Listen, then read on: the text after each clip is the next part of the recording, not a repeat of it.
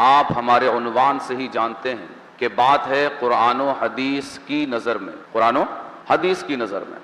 تو کسی کو اگر بات کرنی ہے تو اسے قرآن و حدیث کی نظر سے ہی بات کرنی ہوگی۔ ہم پہلے عرض کر چکے کہ یہ حضرت نے یہ کیا ہے وہ نہیں کیا ہے، اور وہ حضور نے یہ کیا ہے وہ نہیں کیا ہے، یہ ہماری گفتگو کا موضوع نہیں ہے۔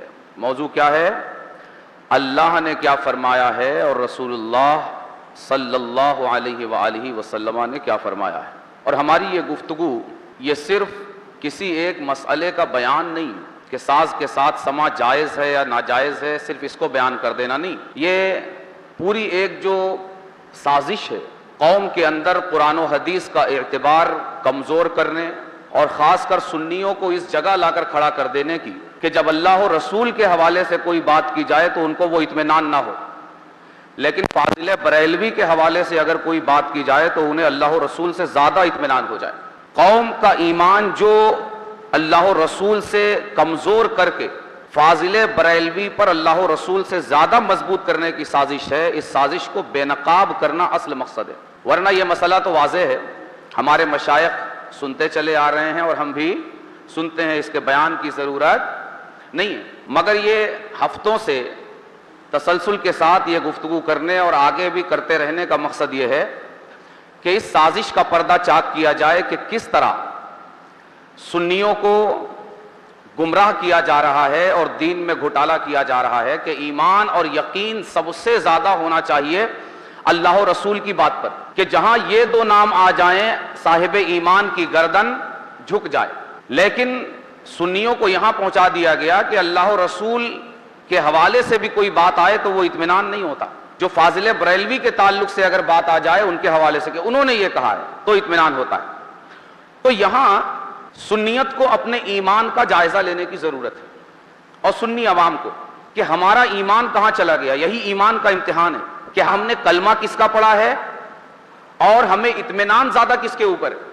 اللہ و رسول پر وہ اطمینان نہیں ہے تو یاد رکھیے کہ یہ ایمان نہیں ہے، یہ کوئی اور چیز ہے۔ اسی لیے جب بھی قرآن و حدیث کے حوالے سے بات کی جائے، پہلے دن سے میں عرض کرتا چلا آ رہا ہوں کہ یہ گفتگو کا عنوان ہی قرآن و حدیث کی نظر میں، لہٰذا کسی کو بات کرنی ہے تو قرآن کا حوالہ دے یا حدیث پاک کا حوالہ دے۔ لیکن کیا کیا؟ لا کے فاضل بریلوی کو کھڑا کر دیا کہ فاضل بریلوی نے لکھا ہے کہ مشائخ چشت کے یہاں مزامیر نہیں ہیں، ان کے یہاں قرآن و حدیث کا علم ختم ہو چکا ہے، جیسے سلطان ویسی رعایا، جیسے برتن ویسے چمچے، قرآن و حدیث کا علم نہیں، اس لیے کہ ان کو فتاوی رضویہ سے آگے نہ پڑھنا ہے نہ دیکھنا ہے، ضرورت ہی نہیں ہے ان کو، ان کا کام یہیں سے پورا ہو جاتا ہے۔ یعنی اب قرآن و حدیث کے نزول کا کوئی معنی ہی نہیں رہا، فتاوی رضویہ آخری مسلمانوں کی کتاب ہے بس۔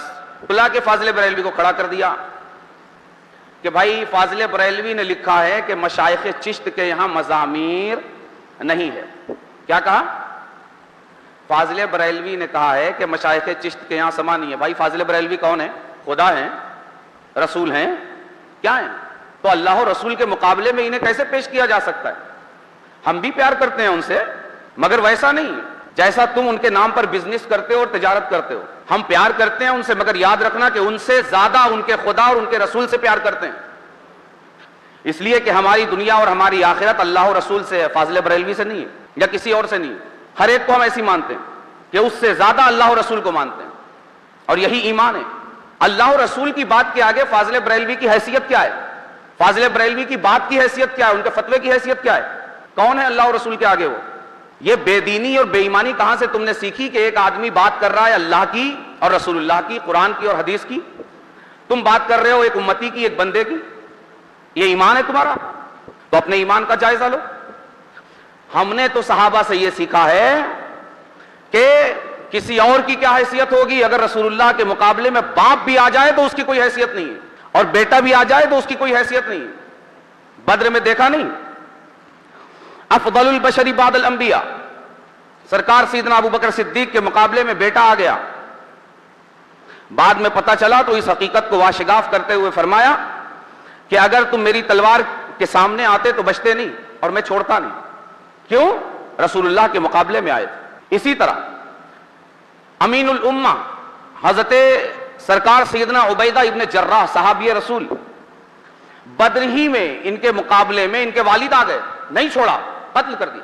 تو یہ کیا چیز ہے بھائی؟ مومن جب اللہ اور رسول کی بات ہو تو ان کے مقابلے میں کسی کی نہیں سنتا. یہی تو ایمان ہے ہمارا. لا الہ الا اللہ، خالقیت کے مقام پر خالق ہونا، یہ صرف اور صرف خالق ہمارے یہاں، اور معبود ہونے والی ذات، معبود ذات صرف ایک ہے، اور وہ کس کی ذات ہے؟ اللہ کی. اور وہ نبی اور رسول جس کی اطاعت ہم پر لازم ہے وہ صرف ایک ہیں. کون ہے؟ حضور آقا کریم صلی اللہ علیہ وآلہ وسلم. قرآن ارشاد فرماتا ہے ما کان لمؤمن ولا مؤمنۃ اذا قضى الله ورسوله امرا ان يكون لهم الخيرۃ من امرهم، کہ کوئی ایمان والا مرد اور ایمان والی عورت جب اللہ و رسول ان کے بارے میں فیصلہ فرما دیں تو پھر ان کو کوئی اختیار باقی نہیں رہتا. یہ قرآن کہہ رہا ہے. دوسرے مقام پر قرآن کہہ رہا ہے کہ وہ مومن ہی نہیں ہے جو اللہ و رسول کے بعد کسی اور کا فیصلہ تلاش کرے. فلا وربک لا یؤمنون حتی یحکموک فیما شجر بینہم ثم لا یجدوا فی انفسہم حرجا مما قضیت ویسلموا تسلیما. قرآن کہہ رہا ہے، اللہ قسم یاد فرما رہا ہے، فلا وربک، اے حبیب مکرم تیرے رب کی قسم، وہ مومن نہیں ہو سکتا جو اپنے اختلافات میں تجھے فیصل نہ بنائے، اور جب تو فیصلہ کر دے تو اس کے دل میں کوئی کھٹکا نہیں ہونا چاہیے کہ یہ منسوخ ہو گیا ہے، یہ تو اول زمانہ اسلام میں کیا ہے، کوئی کھٹکا نہیں ہونا چاہیے. وَيُسَلِّمُ تَسْلِيمًا، اور ٹوٹلی سرنڈر ہونا چاہیے. اور ہم اہل ایمان کا اس آیت کو سن کر کے عمل ہونا چاہیے. یہ سرکار سیدنا فاروق اعظم نے بتا دیا. اس آیت کے شان نزول میں بہت سارے مفسرین نے لکھا ہے کہ یہ آیت کیوں نازل ہوئی. تو بتایا کہ ایک یہودی اور ایک مسلمان کہلانے والا جو حقیقت میں منافق تھا، کلمہ پڑھنے والا، اور ایک یہودی، یہ دونوں کسی جھگڑے میں رسول اللہ کی بارگاہ میں پہنچے. حضور آقا کریم نے مسئلہ سن کے فیصلہ کیا یہودی کے حق میں. کس کے حق میں؟ یہودی کے. تو یہ مسلمان کہلانے والا کہتا ہے نہیں مجھے یہ فیصلہ سمجھ میں نہیں آیا، عمر زیادہ بڑے عدل کرنے والے ہیں ان کے پاس چلتے ہیں. بارگاہ فاروق اعظم میں لے گیا یہودی کو. جب فاروق اعظم کی بارگاہ میں کہے تو یہودی نے حضرت فاروق اعظم سے کہا کہ ہم آپ کے نبی کے پاس گئے تھے اور انہوں نے میرے حق میں فیصلہ کر دیا ہے. فاروق اعظم نے کہا اچھا تھوڑا رکو میں آتا ہوں. گھر میں گئے، تلوار بے نیام لے کر آئے، اور جو کلمہ پڑھنے والا تھا اپنی تلوار سے بغیر کچھ بولے اس کی گردن اتار دی کہ جو رسول اللہ کے فیصلے پر راضی نہیں ہے اس کے لیے حکم یہی ہے. آج کا یہ ملا رسول اللہ کے فیصلے پر راضی نہیں ہے. حدیثوں کے انبار ہیں کہ جہاں رسول اللہ مزامیر سن رہے ہیں، گانا بجانا رسول اللہ کے گھر میں مسجد میں ہو رہا ہے، مگر کہتا ہے فاضل بریلوی نے تو لکھا ہے کہ مشائخ چشتیہ مزامیر نہیں ہے. کون ہوتے ہیں فاضل بریلوی اللہ اور رسول کے مقابلے میں؟ کس کی مانے؟ اللہ اور رسول کی یا فاضل بریلوی کی؟ اللہ نے کس کی ماننے کا حکم دیا ہے؟ قرآن میں کوئی آیت نازل ہوئی ہے کہ قرآن کے ساتھ ہم فتاوی رضویہ بھی نازل کر رہے ہیں، یا نبی کے ساتھ ایک چھوٹا نبی فاضل بریلوی کو بھی بنا کے معاذ اللہ بھیج رہے ہیں؟ یہ کیا ایمان کا تماشا بنا رکھا ہے؟ چلے ٹھیک ہے، اگر قرآن و حدیث کی نہیں ماننا ہے، فاضل بریلوی کی ہی ماننا ہے، تو پھر اب میں یہ پوچھتا ہوں کہ جب اگر فیصلے کا مدار یہی ہے کہ خواجگان چشت کے یہاں مزامیر ہے یا نہیں، اور محبوب الہی نے مزامیر کے ساتھ قوالی سنی ہے یا نہیں، تو اس بات کو فاضل بریلوی زیادہ جانتے ہیں کہ ان کے پیر صاحب زیادہ جانتے ہیں؟ کون زیادہ جانتا ہے؟ فاضل بریلوی زیادہ جانتے ہیں تو پھر سرکار سیدنا آل رسول ماریروی کو ان سے مرید ہونا چاہیے تھا. یہ آل رسول ماریروی سے کیوں مرید ہوئے؟ کون زیادہ جانتا ہے؟ اگر مدار اسی نچلی سطح پر اتر کر گفتگو کرنا ہے تو پھر بتائیے کون زیادہ جانتا ہے، فاضل بریلوی یا ان کے پیر صاحب؟ مجھ کو جھٹلا سکتے ہو، مگر مجھ کو جھٹلا کر یہ تمہارے اندھ بھکت کیا اتنے بے وقوف ہو گئے ہیں کہ گھر بیٹھ کے مطمئن ہو جائیں گے کہ ہاں جہانگیر نے جھوٹ بول دیا کہ شاہ آل رسول ماریروی بھی سنا کرتے تھے؟ ہاں جی، پوری رضویت بھسم ہو گئی ہے آل رسول ماریروی کے مزامیر کے ساتھ قوالی سننے سے. یہ میں عرض کر چکا ہوں. تو بھائی اپنی پیری مریدی بچانے کے لیے تو تھوڑی کوشش کر کے معلومات کرنی چاہیے نا کہ انہوں نے سنا ہے کہ نہیں. چلو میں جھوٹ بول رہا ہوں تو کیا قیامت آ گئی ہے، سور پھونکا جا چکا ہے کہ اب میرے علاوہ کوئی بچا نہیں ہے تمہیں معلومات دینے کے لیے؟ ماریرا جاتے ہوئے ڈر لگتا ہے؟ ماریرہ جاتے ہوئے ڈر لگتا ہے؟ اگر پیر خانے میں ماریرہ مطہرہ میں جاتے ہوئے ڈر لگتا ہے، اگر تم کو یہ لگتا ہے کہ ماریرہ مطہرہ کہیں پاتال لوک میں، تو تمہیں بھولوک کا ایک ایڈریس دیتا ہوں، بھولوک کا تمہارے بڑے قریب کا ایک ایڈریس دیتا ہوں، وہاں تو تم کو پوچھنے میں ڈر نہیں لگے گا نا، اس لیے کہ ان کا کہنا ہے کہ ان کا کام بھی انہی کے نام سے چل رہا ہے، تو ان سے پوچھ لینا۔ ماریرہ جاتے ہوئے اگر ڈر لگتا ہے نا پتہ کرنے، تو کالپی چلے جانا، جنہیں تم اپنے گرو گھنٹال کا دست و بازو کہتے ہو، وہ بھی ڈھول باجے کے ساتھ قوالی سنتے ہیں۔ کون؟ سید غیاث الدین صاحب کالپی۔ یہاں تو جانے سے ڈر نہیں لگے گا نا، ان سے تو ہر اسٹیج پر ملاقات ہوتی ہے، تو ان سے پوچھنا کہ آپ ڈھول باجے کے ساتھ قوالی کس بنیاد پر سن رہے ہیں، اور ڈھول باجے کے ساتھ آپ قوالی سن کے اپنے بزرگوں کی ترجمانی کر رہے ہیں کہ ان سے بغاوت کر رہے ہیں، کیا کر رہے ہیں؟ اور ان سے پتہ کر کے ذرا ان پر فتویٰ لگانا، ان کو اپنے اسٹیج سے اتارنا، ان سے توبہ کروانا، اور اس سے پہلے بیان کرنا کہ ان پر شریعت کا کیا حکم ہے، اور یہ بھی بتانا کہ جن حضرت کے مونڈے پر بازو دو دو ہوتے ہوئے انہوں نے الگ سے بازو سیٹ کیا ہے، تو ڈھول باجے کے ساتھ قوالی سننے والے کو اپنا بازو بنانے والے پر کیا حکم ہے، تھوڑا یہ بھی بتانا۔ اور گرو گھنٹال صاحب اس سے توبہ کر کے دنیا سے گئے ہیں کہ نہیں یہ بھی بتانا، اور اگر توبہ کر کے نہیں گئے ہیں تو ان سے مرید ہونے کا کیا حکم ہے یہ بھی بتانا، ان کا عرس منانے کا کیا حکم ہے یہ بھی بتانا، ان کو متقی پرہیزگار ماننا اس کا کیا حکم ہے یہ بھی بتانا۔ بتاؤ بھائی ذرا کہ تمہارے یہاں قرآن و حدیث کے علم سے تم سب عاری ہو چکے ہو، اس لیے کہ تم کو قرآن و حدیث کی ضرورت ہی تمہارے یہاں باقی نہیں رہی۔ اور یہ جھنجھنا بجاتے ہو نا کہ اعلیٰ حضرت کا گستاخ ہو گیا، یہ کسی اور کے بارے میں بجا کے ڈرانا، جو بزنس کرتا ہو اعلیٰ حضرت کے نام سے، جو تجارت کرتا ہو، جس کا کاروبار اور پیٹ چلتا ہو اعلیٰ حضرت کے نام سے، اس کو ڈرانا۔ ایک بار نہیں، میں 1000 بار اعلیٰ حضرت کا گستاخ ہو سکتا ہوں، مگر میں یہ قبول نہیں کر سکتا کہ ایک بار بھی اللہ و رسول کے حکم کو چھوڑوں۔ میں برسر ممبر بول رہا ہوں کہ نہ فاضل بریلوی کی کوئی حیثیت ہے اللہ و رسول کے مقابلے میں، نہ ان کے کسی قول کی، نہ ان کے کسی فتوے کی، اور ایک بار نہیں 1000 بار بولتا ہوں، جا کر زمانے کو سنا دو۔ نہ میری دکان ان سے لگی ہے، نہ میری تجارت لگی ہے، نہ بزنس لگی ہے، نہ نذرانہ لگا ہے، نہ پیسہ لگا ہے، اس کو یاد رکھنا۔ ہم لوگ بزرگوں کو اپنا بزنس برانڈ نہیں بناتے، اللہ و رسول کی خاطر ان سے عقیدت اور محبت رکھتے ہیں، اور اسی طرح اللہ و رسول کی خاطر فاضل بریلوی سے محبت ہے، کاروبار کے لیے نہیں ہے، اس کو یاد رکھنا۔ اور آگے میں عرض کروں کہ وہ دف جھانج والا تھا یا نہیں، دف جو رسول اللہ سنتے تھے وہ جھانج والا تھا یا نہیں؟ میں اس سے پہلے اپنی گفتگو میں عرض کر چکا ہوں اس پر تفصیل سے کہ وہ جھانج والا تھا یا نہیں۔ حضرت ملا علی قاری نے لکھ دیا کہ وہ دف جھانج والا تھا یا نہیں۔ میں پھر پوچھتا ہوں کہ حضرت ملا علی قاری خدا ہے کہ رسول ہیں؟ میں بات رسول اللہ کی کر رہا ہوں، اللہ کی کر رہا ہوں۔ اور حضرت ملا علی قاری کے پاس کیا دلیل ہے؟ کیا انہوں نے وہ دف دیکھا ہے جو رسول اللہ کے سامنے بجا ہے؟ یا ان کے پاس کوئی صحیح حدیث ہے یہ بتانے کے لیے کہ وہ جھانج والا نہیں تھا؟ اگر کوئی دلیل ان کے پاس ہے تو بتانا، تو اس پر میں گفتگو کروں گا، اور اگر دلیل نہیں ہے تو یہ ان کی ذاتی رائے ہے۔ ان کی ذاتی رائے کو رسول اللہ کی بات کے مقابلے میں کیسے تسلیم کر سکتا ہوں؟ مسلمانوں میں تسلیم نہیں کر سکتا۔ آگے عرض کروں، صاحب مرقات حضرت ملا علی قاری کی بات سے یہ تو ثابت نہیں ہوا، اور نہ ہو سکتا ہے قیامت تک، کہ وہ دف جھانج والا تھا یا نہیں، مگر تمہارے گرو گھنٹال کا گھوٹالا ضرور ثابت ہو گیا کہ انہوں نے دین میں ڈنڈی ماری۔ کیوں؟ اس لیے کہ ملا علی قاری تو یہاں دف بجانے کے آداب بیان کر رہے ہیں، دف اس ادب سے بجایا جائے، ایسے بجایا جائے۔ اور گرو گھنٹال نے کیا کہا ہے؟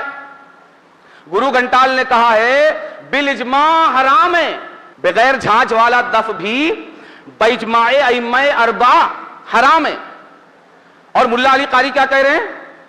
اس کے آداب بیان کر رہے ہیں۔ آداب کس چیز کے ہوتے ہیں جی؟ شراب کس ادب سے پینا ہے یہ بتایا جائے گا، جوئے کے آداب کیا ہے یہ بتایا جائے گا، کہ پانی پینے کے آداب بتائے جائیں گے، کھانا کھانے کے آداب کس کا بتایا جائے گا؟ کوئی حرام کام کرنے کو۔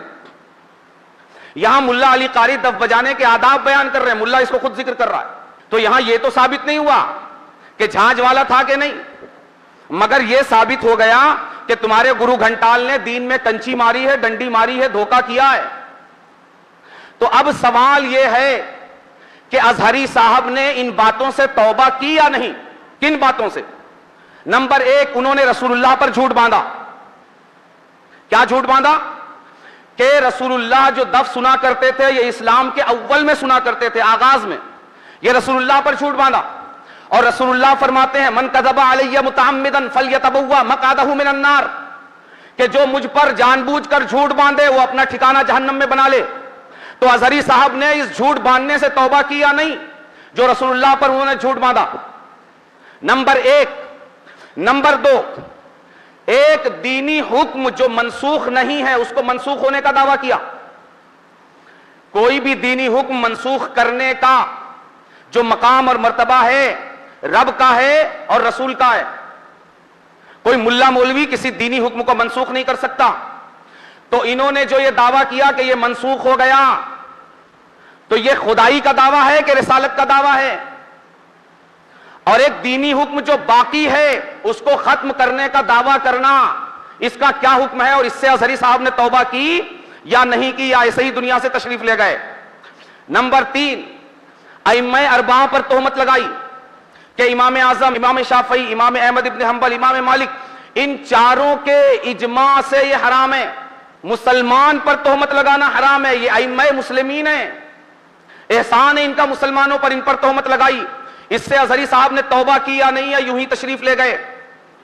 نمبر چار، ڈول ڈھول باجے کے ساتھ قوالی سننے والے کو اپنا دست و بازو بنایا، اس سے ازہری صاحب نے توبہ کی یا نہیں کی؟ کالپی شریف والے سید غیاث الدین صاحب کو انہوں نے اپنا دست و بازو بنایا جو ڈھول باجے کے ساتھ قوالی سنتے ہیں، تو اس سے ازہری صاحب نے توبہ کی یا نہیں کی، یا ایسے ہی تشریف لے گئے؟ اور اس کے علاوہ آج تک جو لوگ سید غیاث الدین کالپوی صاحب کی تعظیم کر رہے ہیں، ان کے ہاتھ پیر چوم رہے ہیں، ان پر بھی کیا حکم ہے؟ ان کا مرید ہونے کا کیا حکم ہے؟ ان کے شجرے اور سلسلے کا کیا حکم ہے؟ یہ بھی بیان کرو۔ نمبر پانچ، وہابیوں کا دیا ہوا قبول کرنا، اس کا کیا حکم ہے؟ وہابیوں کا دیا ہوا قبول کرنا، اس کا کیا حکم ہے؟ وہابیوں نے دیا بریلویت نام، گرو گھنٹال صاحب نے قبول کر لیا، کیا حکم ہے اس کا؟ کیا 100 سال چھوڑ دیا جائے؟ 100 سال پہلے کسی وہابی نے کوئی تحفہ دیا ہو، 100 سال بعد لینا جائز ہو جاتا ہے؟ تم نے ہی قبول کیا ہے اور لکھا ہے، گرو گھنٹال صاحب نے لکھا ہے کہ بریلوی یہ وہابی ہمیں کہتے ہیں، تو انہوں نے دیا ہے، تم نے اس پر مہر لگا دی، اور آج تمہارے اسٹیج نے بتایا ہے کہ تم نے قبول کیا ہے، سینے سے اس کو لگایا ہے، تو دینے والے وہابی اس پر بھی اتفاق، لینے والے گرو گھنٹال اس پر بھی اتفاق۔ تو بتاؤ اس سے توبہ کیا نہیں گرو گھنٹال صاحب نے، یا ایسے ہی دنیا سے گئے؟ وہابی کا ایک پیسہ اگر دے تو لینا جائز نہیں ہے۔ یہ دین کا پورا پورا کوچ، ان کو کوئی مسلمان نہیں ملا دین کی پہچان بنانے کے لیے کہ کسی مسلمان کے پاس جائیں اور اس کو بولیں کہ ہمارے عقیدے کو کوئی پہچان دے دو۔ گویا سب مسلمان مر چکے تھے، صرف وہابی ہی وہ ایماندار اور برکت والا بچا تھا جو ان کے عقیدے کا نام رکھ سکتا تھا، صرف وہابی۔ ان کا تعلق وہابیوں سے عقیدت کا کتنا گہرا ہے دیکھیے، صرف وہ نام پسند آیا جو وہابیوں نے دیا ہے، نہ کوئی اللہ والا بچا تھا، نہ کوئی مسلمان بچا تھا کہ جس سے یہ نام رکھوائیں۔ اب انہیں چاہیے کہ اپنے بچوں کا نام بھی وہابیوں سے رکھوائیں، بڑے برکت والے ہیں بھائی، عقیدہ ان کے بچوں سے بڑا تھوڑی ہے، بلکہ اپنے آباء و اجداد کا نام بدل کر بھی وہابیوں سے رکھوائیں، اس لیے کہ ان کے آباء و اجداد کا نام کسی مسلمان نے رکھا ہوگا نا، انہیں وہ پسند نہیں ہے، انہیں پسند ہے وہابیوں کا دیا ہوا نام۔ بریلوی نام وہابیوں نے دیا، قبول کر لیا، کوئی مسلمان نہیں ملا تھا عقیدے کو پہچان دینے والا۔ تو یہ بھی بتائیے، اور جب بتایا جا رہا ہے کہ بھائی یہ وہابیوں کا دیا ہوا ہے تو کہتے ہیں نہیں چھوڑیں گے، اسی پر ڈٹ کر رہیں گے۔ تو بتائیے، ایک معمولی سی کرانے کی دکان کسی وہابی کی اگر ہو اور اس کے باطل عقائد کو جانتے ہوئے اگر کوئی سنی اس وہابی کی دکان سے کرانے کا سامان لے اور بتانے کے باوجود کہے نہیں میں تو اسی سے لوں گا، ہوگی کروڑوں دکانیں سنیوں کی، نہیں لینا ہے، تو اس سنی کا کیا حکم ہے؟ گرو گھنٹال صاحب کا یہی عمل ہے اور تم سب کا یہی عمل ہے۔ اپنے اوپر بھی حکم بتاؤ، گرو گھنٹال صاحب پر بھی حکم بتاؤ، کیا حکم ہے؟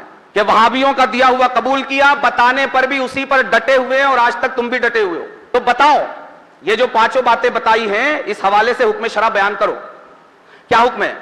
نمبر ایک، گرو گھنٹال صاحب نے توبہ کی یا نہیں دنیا سے جانے سے پہلے؟ نہیں کی تو ان کا کیا حکم ہے؟ ان کے ایمان کا کیا حکم ہے؟ ان کے عقیدے کا کیا حکم ہے؟ ان کے عمل کا کیا حکم ہے؟ انہیں نیک اور پارسا کہنا کیسا ہے؟ ان سے مرید ہونا کیسا ہے؟ جو ان کے مرید ہوئے ان کی مریدی کا کیا حکم ہے؟ یہ دوبارہ رضویت پوری بھسم ہو رہی ہے. ایک بار تو پہلے بھسم ہو چکی ہے سرکار سیدنا علیہ رسول مارے روی کے ڈھول باجے کے ساتھ قوالی سننے کی وجہ سے، اس لیے کہ ان کے نزدیک ڈھول باجے سے قوالی سن کے وہ فاسق ہوئے، اور فاضل بریلوی فاسق سے مرید ہوئے.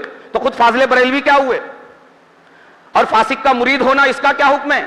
اور پھر جتنے مرید ہوتے گئے اس سلسلے میں ان کی پیری مریدی کا کیا حکم ہے؟ بتاؤ. اور پھر ایسے شخص کا عرس منانے کا کیا حکم ہے؟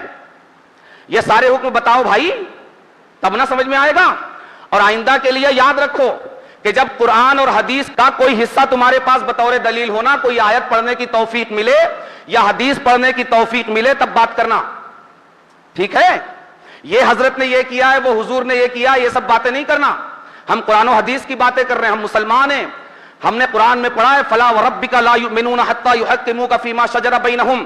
جہاں رسول اللہ فیصلہ کر دیں، کسی ملا کے حکم کی ضرورت نہیں ہے. تو اگر قرآن کی کوئی آیت ہو یا حدیث پاک ہو تو پڑھ کے بتانا، تب اس پر گفتگو ہوگی. آئے بائیں شائیں گفتگو نہیں کرنا. اللہ تبارک و تعالی ان ضمیر فروشوں اور دین فروشوں کو ہدایت نصیب فرمائے، یا ان کے وبال سے سنیت کو جلد نجات عطا فرمائے.